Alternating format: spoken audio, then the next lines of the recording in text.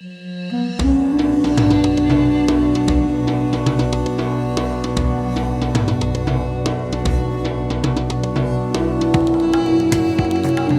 afternoon, everyone. I'd like to welcome you all to the Halftime Talk feature interview series. I'm delighted today to be joined by Rana Abdullah Muhammad Zamai, founder and chairwoman of the board of the Women in Mining Association in the Kingdom of Saudi Arabia. Rana, thanks so much for joining us. Thank you so much, Dalia, for this invitation. So glad to be here with all of you. Great to have you, and really look forward to having an update from you on the sector, and also, of course, on the women's role in that, and what's required on that front. If I can start with a sort of big picture question. I mean, I have one statistic in front of me which says that Saudi Arabia jumped from 104th place to 23rd in investment attractiveness for mining, on a global scale. I mean, that's a massive improvement in 1 year. That's between 2024 and 2025. So clearly very positive. What do you think has spurred this sort of growth in the mining sector for Saudi? What is incentivizing the kingdom to push the sector forward? Actually, if you look to the goal of Vision 2030, everything for us here is clear. While mining sector is one of the, we can say, generative sectors, economic sector, that we look at it at Saudi, we look at the mining as one of the future main pillar, and already mining positions as the third pillar of the Saudi industry future economically. For that, we look at this time to the mining, and with the fastest growth, as you said and mentioned, Dalia, that we see in the National Bank report, that make us keeping work at the mining, and keeping believe that our efforts, it's in the right place, in the right sector, and we can do more, especially after the good news and reputation Saudi Arabia get it after Future Mineral Forum, even for after the fifth version of Future Mineral Forum, January 2026. And we are, as a people working within mining, and today as a women in mining, our presence, our voice, we are witness on this fastest growth. And we think we are lucky at Women in Mining that we had that our official paper release to be an independent entity and established in this unique and very active time. Okay, and I mean let's talk a bit about skill sets that are needed. I mean, of course, you're heading the Women's Association, but in general, I mean, what can the gaps in skill sets needed to fill this volume of investment that's coming into mining, and of course the demands that the sector has on human resources? Where do you see that gap being addressed by women? And do you feel that the skill sets are there for employment within the kingdom? As usual, Saudi Arabia, when we work on something, we prepare in the back kitchen for that. So 2 years ago, the Saudi universities opened all the mining engineering and science earth classes and bachelor degree for female already. So 2 years, coming 2 years, I will have like the first batch of female coming from all across Saudi universities. This is my role today, Diala. I have to ensure that they found the policy, the work environment, and the work, the sector acceptance is already ready to happen. Okay, and I mean within the sector, So just back to the nitty-gritty, I mean, I have many statistics in front of me showing how many new licenses are being awarded to private investors. Really, it's a boom really in the last 2, 3 years. I believe, obviously Ma'aden is the national player, obviously, and partner in that, but a lot of private and international investment coming in as well. Are there any particular minerals within the mining sector that are being given the most attention? And again, does that impact your hiring process Of and course, talent of search? course. To be honest, we are looking to the all our land while we are just finished, so we surveying our Arabian Shield today, and we almost finished that. So today, Saudi Arabia in mining reaching the limit that we signed as a Women in Mining Association at last version of FMF with different Saudi company who have latest license such as Saudi Gold. They have new to license for gold location at the Arabian Shield, and they signed with us because they wanna hire women there in the gold refinery in the new license. So we moving the change and the inclusion within the new license with different even Al Ajlan, they signed with us Mushiko and Al Ajlan at Al Khanigiya, which is place very rich with copper. So we have different mineral here, as you know from the reports releasing from our ministries and the Saudi companies.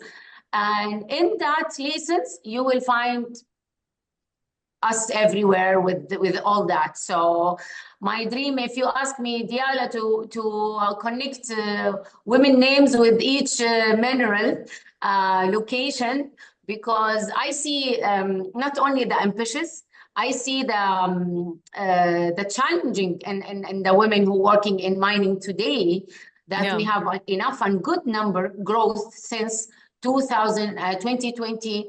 The first version of FMF, we had only 9 women attended. Wow. And the second year, 2023, they were we reached the 3,000. Okay, that's amazing. Yeah, now the number is more than 10,000.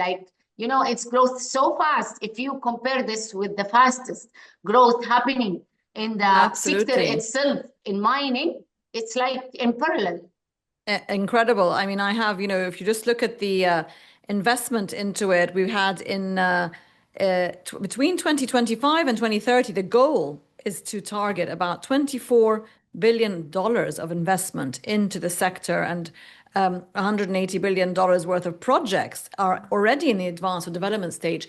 What are corporations and companies within the mining sector doing? Can you give us specific examples of how they're attracting women into the sector? I mean, what incentives are they giving? What even cooperating with universities maybe on educational programs? How important is the corporate partnership with the academic and the board that you are heading in the association? So before Women in Mining established, which is recently established 5 months ago, most of the big company that you mentioned before, they have their own program to send the targets females and talent female to study the mining engineering outside Saudi Arabia.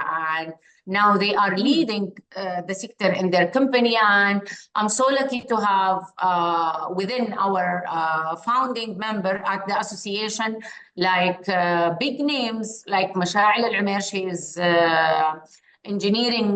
mining engineer, graduated from Canada, and she worked in Canada mine, and now she is leading change management in one of the big company in Saudi. Also, we have women in mining working in lawyers as lawyers, and they working on the policy.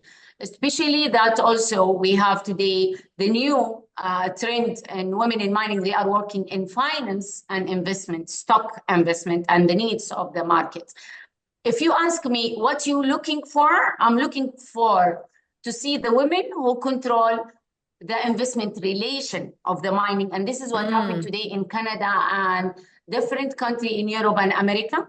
That's And what I I was. promise you, you will see the Saudi women lead the Yes. discussion in diplomatic level and investment level about the cooperation and collaboration internally and internationally. That's really interesting. Yeah, we always say there should be more women in politics and diplomacy. Definitely, we'd have a much more peaceful world.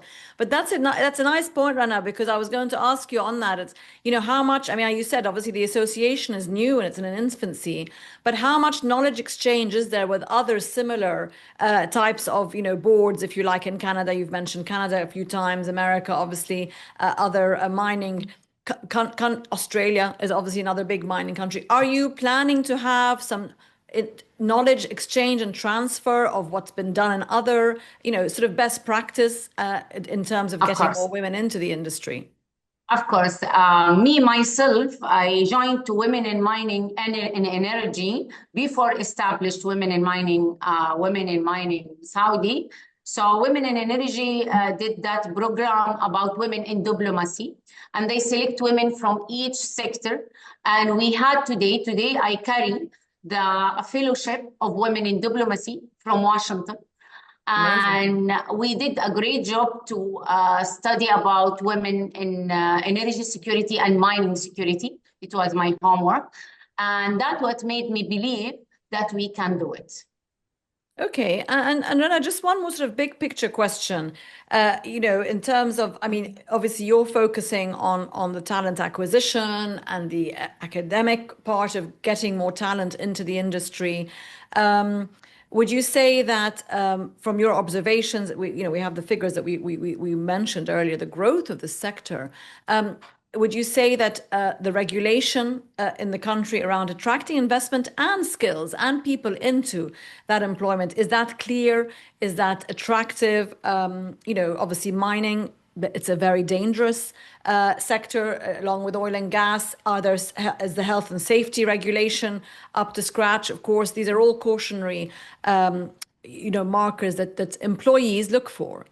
So again, where does Saudi Arabia stand on an international No, stage on that it's front? one of our duty today as an association to do the standard, and we already signed with Ma'aden at the FMF to do the role model of the environment for women work, and we will be doing that and recording. So it will be easy to the Saudi company and the other foreign investor who come to Saudi to take that as a role model and benchmark, and to make it easy to them to establish, think how they will do their role model environment for women work. To be honest, in safety, male and female, it's the same, to be honest. Of course. Yeah, it's the same. We have some more adjustments and some more, you can say, customized for each place, because we have a mine and we have open bidding. Even the mining sector is different location, different situation. But we have enough experience here, to be honest. And for our luck, that our male colleagues, they are really ambitious about this, and they are hand by hand with us in this changing. And the leadership of the sector, they believe in that.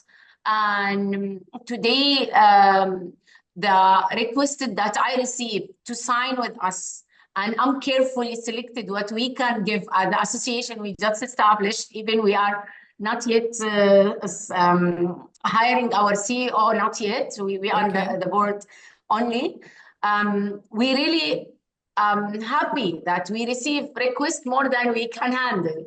This is mean there is awareness, there is promising for the future to welcome women in mining in all the stages of the organization.